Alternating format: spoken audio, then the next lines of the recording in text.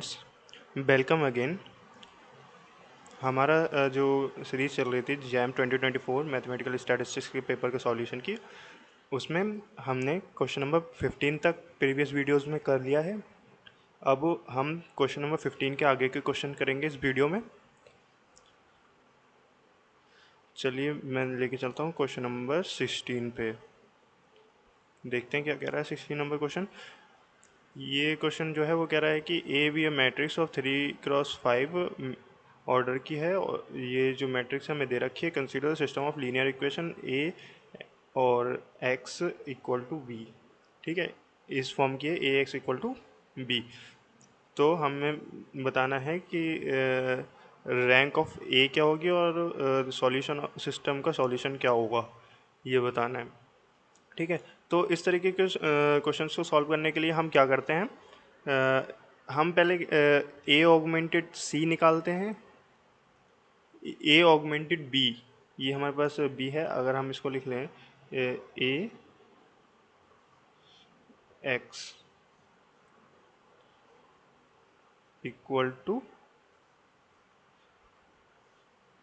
B. ठीक है, तो ए एक्स इक्वल टू बी के फॉर्म की है, तो हम ए ऑगमेंटेड बी निकालेंगे। तो ए ऑगमेंटेड बी कैसे निकालते हैं, हम पहले ए लिखेंगे और उसी के साथ में बी के जितने टर्म है वो लिख देते हैं, फिर उसके बाद उसकी रैंक निकालते हैं। चलिए सॉल्यूशन पे लेके चलता हूँ, वहाँ पे समझाऊंगा कैसे किया हुआ है। ये है क्वेश्चन नंबर 16, ए ऑगमेंटेड सी। ठीक है, तो हमें ये जो मैट्रिक्स है इतनी, ये हमारे पास ए ऑगमेंटेड, ये है हमारे पास ए इतनी वाली, और उसके बाद जो हमारे पास सी थी वो ये थी। हमने वहाँ बी बोला लेकिन यहाँ हमने सी लिखा हुआ है, तो 3 1 10, तो ये हमारी होगी ए ऑगमेंटेड सी। ठीक है, तो अब हम इसकी रैंक निकालेंगे। इसकी रैंक क्या होगी, अब हम क्या करें, R1 को R3 से इंटरचेंज कर दिया हमने, R1 को R3 से इंटरचेंज कर दिया। ठीक है, तो R1 को इस वाली को इसके साथ इंटरचेंज कर दिया, तो ये पूरी रो यहाँ चली गई, ये वाली नीचे आ गई। अब क्या करेंगे, R2 माइनस R1 करेंगे, R2 में से R1 को माइनस करेंगे, R2 में से R1 को माइनस करेंगे, तो ज़ीरो बचा। ये सिक्स में से 8 गया -2, 2 में से 8 गया -6, इसी तरीके से -2 -4 -9। ठीक है, तो अब ये कर दिया और ये वाला ऐसे ही लिख दिया। अब इसके बाद क्या करेंगे हम, अब R3 में हम इस तरीके से लगाएंगे कि ये वाली ज़ीरो हो जाए, तो R3 प्लस 2R2 करेंगे हम। तो इसमें R3 में 2 से मल्टीप्लाई करके इसको ऐड करेंगे। अरे ये थोड़ा सा गलत हो गया, ये होगा 2R3, यहाँ आएगा 2R3 प्लस 1R2।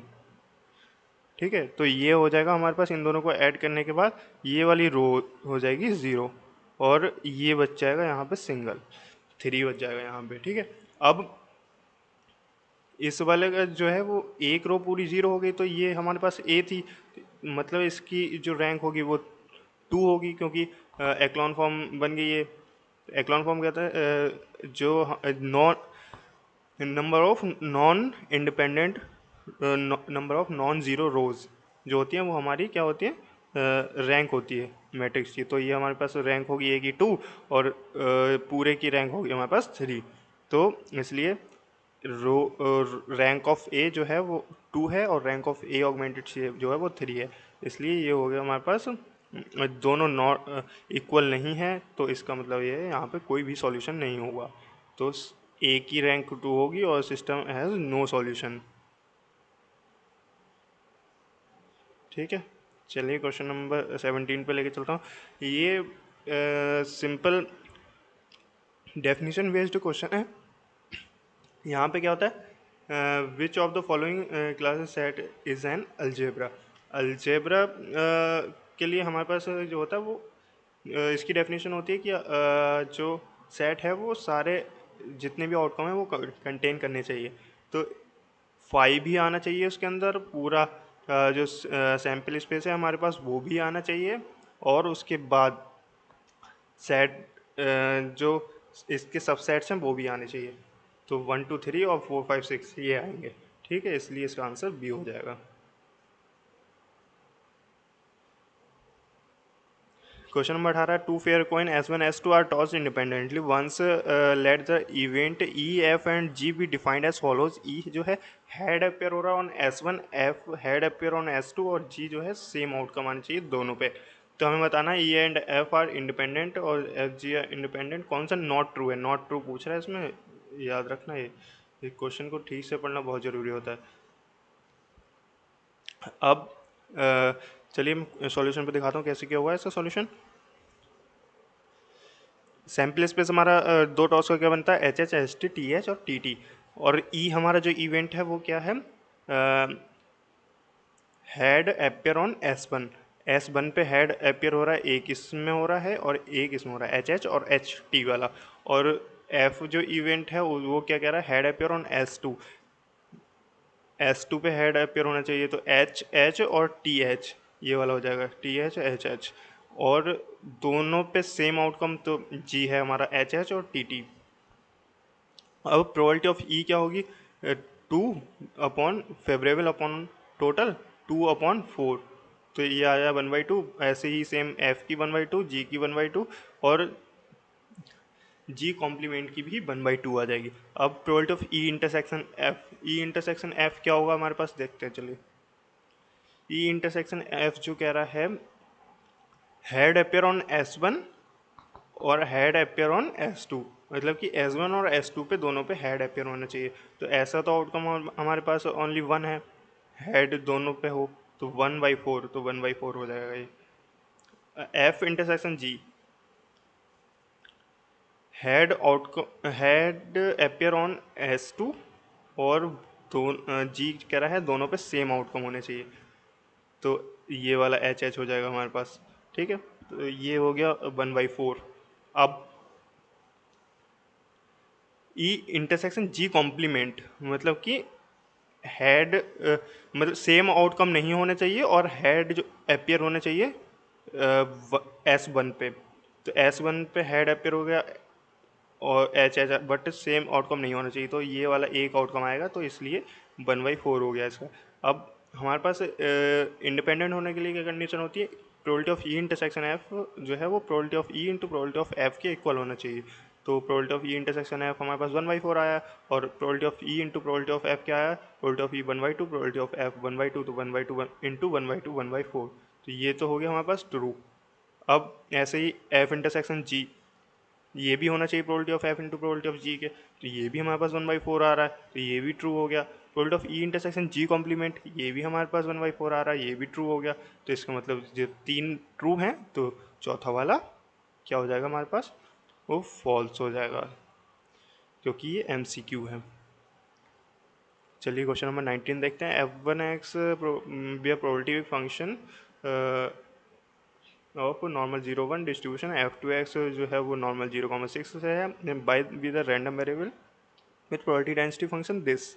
हमें वेरिएंस ऑफ y निकालना है, बस सिंपल है इसका। हमें वेरिएंस का फॉर्मूला पता होता है, क्या होता है, expected value of x, expected value of y square minus expected value of y का होल स्क्वायर। इससे करेंगे हम, हो जाएगा। चलिए सॉल्यूशन में दिखाता हूँ कैसे क्या। ये हमारे पास दे रखा था, ये हमारे पास कॉन्वेक्स फंक्शन दे रखा है। ठीक है, तो इसका क्या करेंगे, सिंपली इस पर एक्सपेक्टेशन अप्लाई करेंगे, तो ये आ जाएगा हमारे पास 0.6 into expected value of x1 plus 0.4 into expected value of x2। तो एक्सपेक्टेड वैल्यू ऑफ x1 और एक्सपेक्टेड वैल्यू ऑफ x2 जो है हमारे पास 0 है, क्योंकि ये नॉर्मल 0,1 से है, तो ये तो हमारे पास 0 हो गई। अब एक्सपेक्टेड वैल्यू ऑफ y जो है वो 0 हो जाएगी हमारे पास। अब expected value of Y square निकालना है हमें, तो ये हो जाएगा 0.6 expected value of x1 square plus 0.4 expected value of x2 square, और ये हो जाए 0.6 into expected value of x1 क्या होगा, variance plus expected value of x1। तो वेरिएंस हमारे पास इस वाले में 1 है, इस वाले में 6 है, तो ये हो जाएगा हमारे पास तो इस वाले में हम expected value of X one square plus 0.4 expected value of X two square, variance जो था हमारे पास 1 था, इसके लिए 6 था, 0.6 into one plus 0.4 into six, तो ये हो जाएगा हमारे पास 0.6 प्लस 6 4 24 होता है, तो 2.4 हो गया ये, तो ये आ गया हमारे पास 3। तो वेरिएंस ऑफ वाई क्या हो गया, expected value of Y square minus expected value of Y का होल स्क्वायर, तो 3 minus 0 equal to 3, variance of Y जो है हमारे पास 3 आ जाएगा। ठीक है, तो ये वाला हमारे पास आंसर हो जाएगा ये। क्वेश्चन नंबर 20 की बात करें, which of the following function represent cumulative distribution, CDF बताना हमें। CDF की जो प्रॉपर्टी होती है वो क्या होता है कि जो फंक्शन है वो लेफ्ट कॉन्टिन्यूअस होना चाहिए। तो मतलब कि जो इस लिमिट पे मास है वो इक्वल होना चाहिए इस वाली लिमिट पे। ठीक है, तो अगर हम निकालेंगे फंक्शन की वैल्यू 3π/4 पे, जो हमें 1 दे रखी है, और 3π/4 पे, और 3π/4 निगेटिव पे हमारे पास साइन एक्स है। तो चलिए मैं दिखाता हूँ सॉल्यूशन में कैसे क्या है।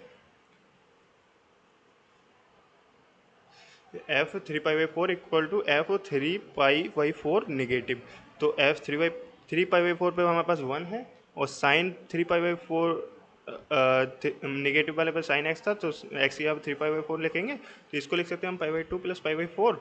अब ये हो जाएगा हमारे पास cos π/4। अब cos π/4 की वैल्यू होती है 1/√2 होती है।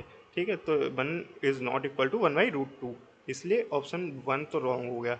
इसे ऐसे ही हम बी ऑप्शन ट्राई करेंगे, सी ऑप्शन ट्राई करेंगे, ये हमारे पास नहीं आएंगे। अब डी वाला ट्राई करेंगे हम, तो ये वाला दे देगा हमें। ये आ जाएगा हमारे पास, एफ की वैल्यू निकालेंगे एट π/4, एट π/4 निगेटिव। तो एट π/4 जो है हमारे पास वो 1 दे रखी है, π/4 निगेटिव पे हमें दे रखी है कितनी, √2 साइन एक्स। √2 साइन एक्स, तो √2 साइन π/4, साइन π/4 1/√2 होता है, तो √2 से √2 खत्म, ये आ गया हमारे पास 1, तो 1 इक्वल टू 1, इसका मतलब ये हमारा CDF है। ये सिंपल CDF की प्रॉपर्टी पे था। ये हमारे पास हो गया क्वेश्चन नंबर 20। चलिए आज की वीडियो में इतना ही, इसके आगे की नेक्स्ट वीडियो में करेंगे। Thank you.